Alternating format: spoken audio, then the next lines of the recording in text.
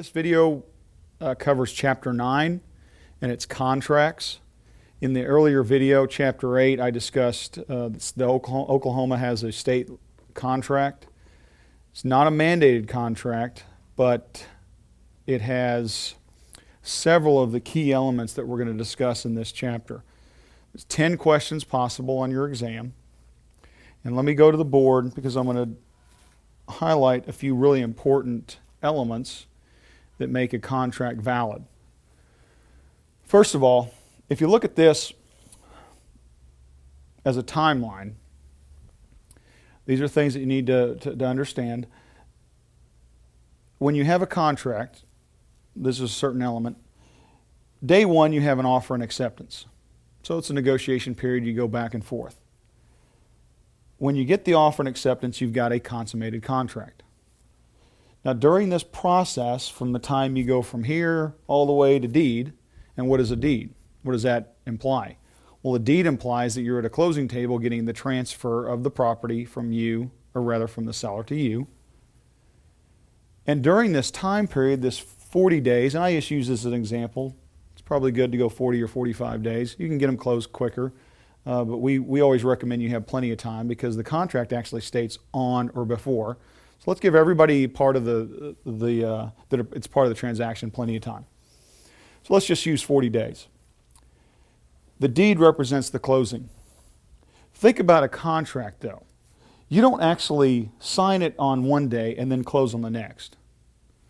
A contract is really a blueprint for several different things, one of which includes the buyer has a right to inspect the property. When they inspect the property, they give the inspection reports to the seller. Seller is supposed to get whatever repairs are necessary and negotiated. This process, the buyer is going to get their loan processed and do all that. And during this period of time, getting all these things taken care of the seller's and the buyer's obligations, then you close on it X number of days later. That's the blueprint. So it sets out everybody's responsibilities. During this period, since the buyer is using time and money doing their associated inspections and going to get their paying their application fees and their appraisal, they have equitable title. So buyer has, during this time before deed, they have something called equitable title. All right. I want to use this here to highlight a couple topics as we get into the material. Go back to the contracts or the text on page 105. First, number one, Roman numeral 1, I'm going to splice through this sentence. A voluntary agreement. What does that imply? They're here because they want to be here. They're buying this house because they want to buy it. They want to sell it because, it's obvious. Between legally competent parties, legally competent. Okay? To do or refrain from doing some legal act, so it has to be legal, supported by legal consideration. Okay, we're going to get into all these elements. 2. A, competent parties. What's that mean? You got to be of legal age and mentally competent. That's valid. B, you have to have an offer and acceptance or a meeting of the minds. And then 1 and 2, any offer or counteroffer may be withdrawn at any time prior to acceptance by the offeree. Okay, let me look over here. What this means is, I'll tell you who these people are. This is the seller. That's the listing broker. That's the buyer broker. It's representing the buyer. That's the buyer. That's HD, home in Dallas. That's where they're moving from. Okay, it says offer and acceptance. Any offer counter may be withdrawn at any time prior to acceptance by the offeree. In order for this contract to be consummated between this negotiation process, let's say it's listed for $100,000 and they come in at $95,000 and they go back and forth and do the negotiating dance, I call it. They go back and forth. We all agree to it, but verbally. It's just maybe a phone call, they've delivered it back and forth and they say, yeah, we got a deal. There's no such thing as a verbal contract. There can be verbal negotiations, but until that document is actually delivered back and forth, they can withdraw that offer at any time. Okay, even if the listing broker is sitting in front of the seller's house at 12 o'clock, they sign it and say, hey, it's a done deal, and call me. Let's say I'm the buyer broker, and they call me and say, hey, Carter, we got a done deal. And I go, yahoo, all right, that's great. Until they get it back to me, it's not a done deal yet. So it's important for licensees to know that they might have called and said the seller signed all the, the changes, everything's great. I'll drive it over and meet you in a half an hour. Well, during that half an hour time period, this buyer can go, you know what? I don't want it. And they can call up, tell this listing broker, hey, they changed their mind. That's what this part says. Any offer or counteroffer may be withdrawn at any time prior to the acceptance of the offeree. How do you get acceptance? Has to be delivered. Because how do I know that they've agreed to everything? They might have missed something.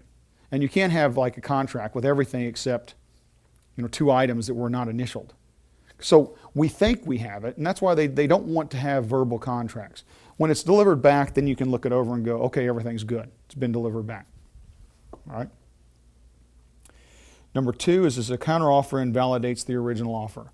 What they're saying here is that if any changes, marks, notations, even if it's $1 higher or $1 lower, that kind of kills the contract. And that's a bad way to say it, but it's kind of dead until somebody marks through it and corrects it and agrees to it. So these back and forth, everything has to be signed and initialed and then delivered back before everything's A-OK. Okay, go to C, legality of objective. Purpose must be legal. Is selling a house legal? Yes. Is selling drugs legal?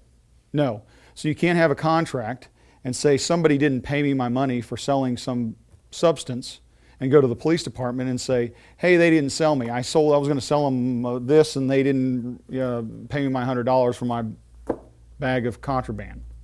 Well, that's not a legal contract. You can't do that. So what we're talking about is things legally. D, consideration, an act of forbearance or the promise thereof given by one party in exchange for something other, for another. The bottom line on consideration is a promise for a promise. I promise to sell you this.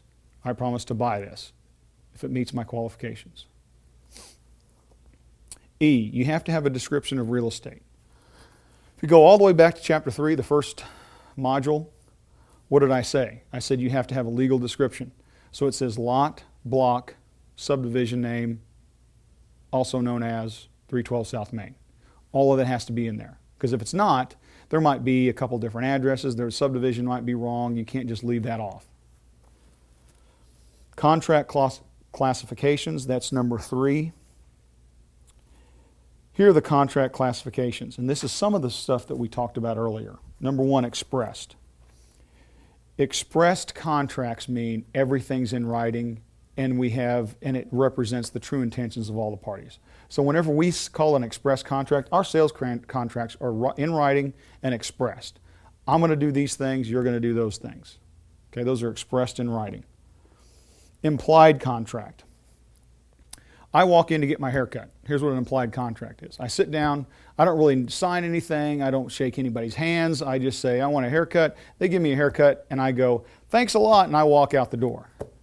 I can't do that because the implication is that if I sit down, somebody gives me a haircut, then I owe. It's not a complimentary. I owe money for that. C, bilateral. Think about this. Bilateral is 2 people, 2 entities making promises to each other. You do this, I'll do this. Next one, D, is unilateral, so know the distinction. Unilateral is only one party making a promise. Okay? E, executed. Both parties have fulfilled their promises and thus performed the contract. Closing date or deed means that the contract that's executory, it's been being fulfilled, all those obligations are fulfilled. When it's executed, that means it's done. Everybody's done their part. Now we have a deed and it gets transferred. So the contract is never designed to transfer property. What it's designed to do is get us to this point. It's been executed. It goes away. What becomes the legal document, or what becomes ultimately to a deed, and that transfers the real property. Okay, and then F is executory.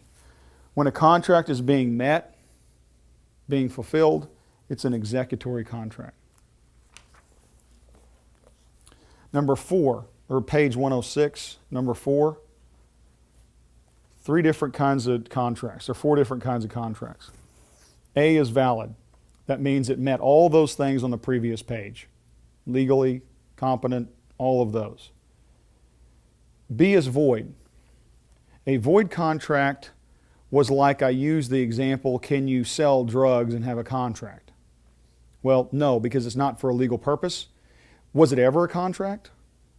No, it was never a contract because it was for a legal purpose, therefore it's void. It was never even a contract. The system doesn't even view it as a contract because it was for an illegal purpose. So that's a void contract. Voidable. A voidable contract appears everything looks okay, but let's say we didn't realize that they were 17 years old and they entered into a contract. That is actually voidable by the minor. So that's something that you have to remember for your exam. Can it be voidable by the person that was over 18, age of majority? No. They don't void it for them, but they will void it for the 17-year-old that says, I'm only 17. That's a voidable contract. So it's one that looks good. We think it's okay, but it's voidable by one party. Next is unenforceable. It appears to be valid, but neither party may sue the other to force performance. For example, an oral agreement to pay a commission. If you don't have some note or memorandum of, it's unenforceable. So here's what you need to know for contract, or this is the contract knowledge that you have to have. In our state, a buyer and seller can get together, shake hands, and say, I'll meet you at a closing table. That could be perfectly valid. The problem with that is that if anything goes wrong, you can't go through the court system and say, he said, she said they would do this. I said I would do that, and then they said they would do this, and the court system or the legal community is going to go, where does it say all this? I don't have it. That's an unenforceable contract because they can't go on hearsay, she said, he said, he said. So you have to have something to be enforced. You have to have something in writing. Okay, so if you guys got together, or anybody got together and said, let's buy and sell property, you could do it. But just don't expect if anything goes wrong, anybody's going to come help you out with that. Discharge of a contract. Well, A, how do you end the contract? First one is performance. This represents performance. You're done. Everybody's done their obligations and you're done. Over with. Okay, that's one way. B, there's something called substantial performance. Let's say, for example, you go to the 38th, 39th day, right before closing. The seller was supposed to take care of some obligation. And it's a repair. The repair looks okay, it's not that great, but have they substantially performed? Well, yes, they have. The buyer says, you know what, that's not the best, it's not exactly the way that it said in my inspection, but I'll tell you what, I think it's okay, let's go ahead and close. So they've made it mostly that way. C, mutual agreement, they just agree to cancel. Maybe something gets so dysfunctional in the contract, the repairs or the loan or whatever it is, they can say, hey, look, I'll let you out, you let me out, let me have my earnest money back, and everybody parts on their own separate ways. Operation of law, best one I can come up with is if the property burns down or it goes into foreclosure, something like that. That's the operation of law. All right, let's go to 6. Default and breach of contract. A1, buyer's recourse if seller defaults. Rescind or terminate the contract, recover the earnest money. That's what they can do. They can also sue for specific performance that says, I bought this house, I'm going to sue you to make you sell it to me. And then 3, sue the seller for damages. So maybe it's an unanticipated cost or anticipated cost that they've gone through to try to buy a property. The seller says, I don't want to sell it to you. And they say, okay, well, you owe me for this, this, and this. B, seller recourse of the buyer defaults. Well, they can, number 1, declare the contract forfeited. 2, rescind the contract, keep all or part of the deposit as liquidated damages. That's the earnest money. They can also sue for specific performance and then also have damages in there also. So, ideally, we never want to get into a position where we're suing or doing any of that. We want buyers and sellers to be happy with those processes. So, but these are the things that they have legal recourse. And it's rare that you run into these kind of things, but I know that they do occur. 7, types of listing and agency agreements. You need to know the fundamentals of these different agreements. These are basically what we call employment contracts. An employee's listing associates, they hire listing associates. A1 is an open listing. I call an open listing kind of a free-for-all. The seller may employ any number of brokers. Hire 5 different brokers. Whoever produces a buyer, whoever gets to the finish line first, I'll pay them a commission. That's what an open listing is. The next to exclusive agency is A, only one broker is authorized to act as the exclusive agent of the principal.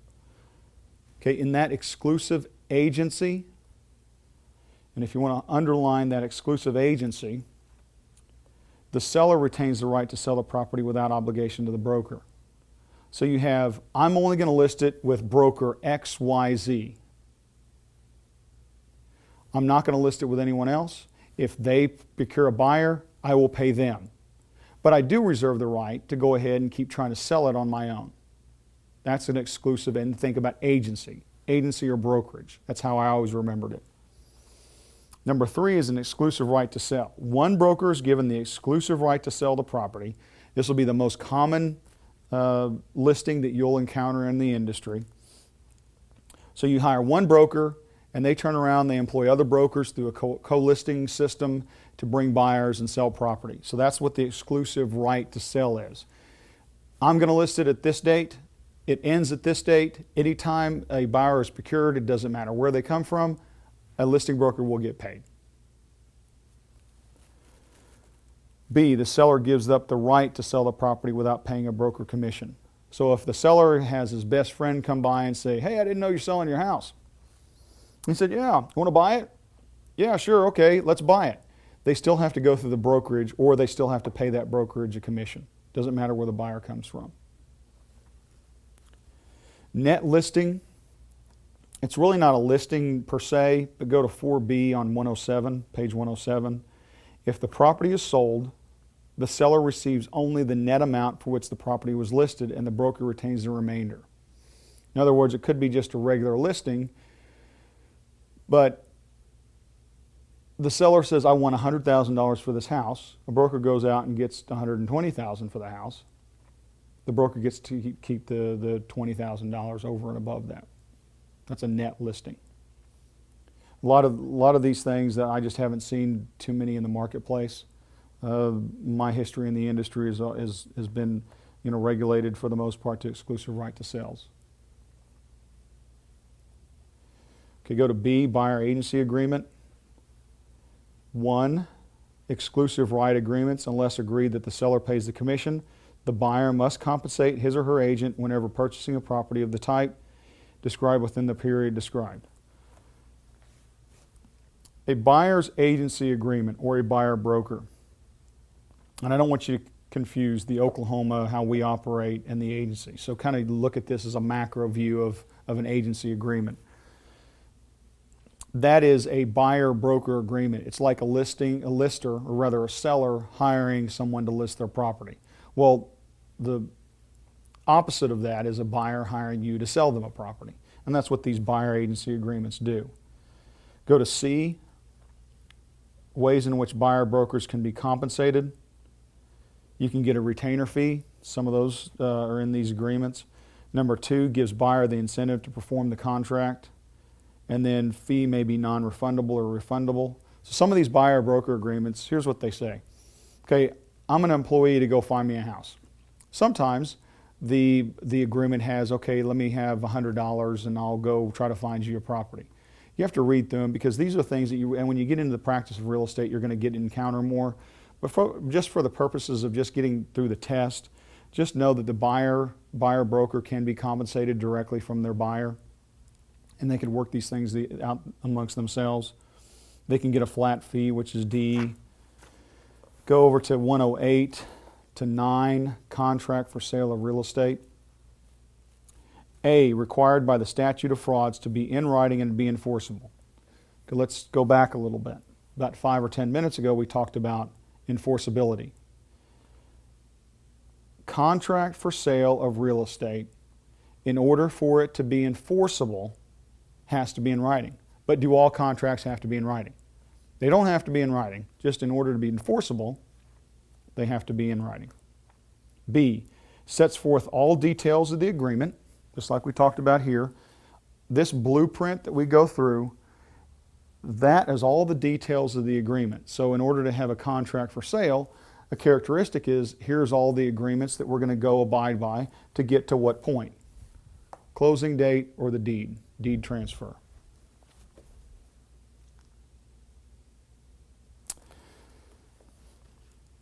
Go to C, when a contract has been prepared and signed by the purchaser, it is an offer to purchase the subject real estate. E, more detailed than the deed itself because the contract in effect dictates the contents of the deed and all the terms and conditions of the transaction. Go to G, a time is of the essence, contract must be performed in the time specified. Time is of the essence is implied in our sales contracts. What that says is that the buyer will have a certain number of days to get their inspections. The seller will have a certain number of days to get repair estimates. Then the buyer has a certain number of days to get their loan. That's what it implies. When you talk about time is of the essence, they have to get these things done in a timely fashion. 10, earnest money deposits. Look at that right there. Not required for a legal contract. Do you have to have earnest money?